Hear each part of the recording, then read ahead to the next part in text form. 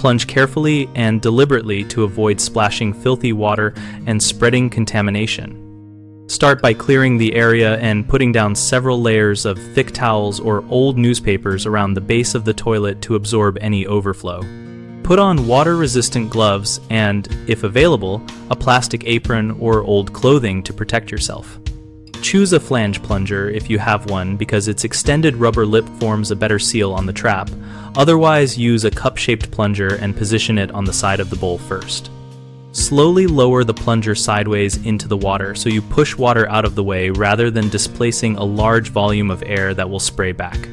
Once the head is submerged and you have a partial seal, gently press down to squeeze air out, then apply steady, controlled pumps of about 3 to 5 inches each while maintaining the seal.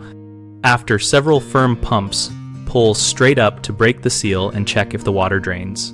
Repeat only if necessary, and pause to let water levels settle so you do not cause splashing. Common mistakes include thrusting the plunger aggressively, which forces sudden air displacement and causes splatter, so use slow, controlled strokes instead. Another is failing to create a good seal, which wastes effort and increases the chance of mess.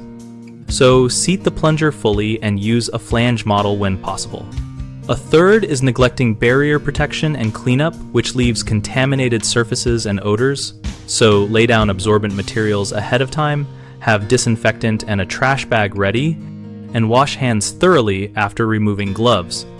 BigHomeProjects.com connects homeowners with local contractors and lists project types and contractor profiles to help match skills to jobs.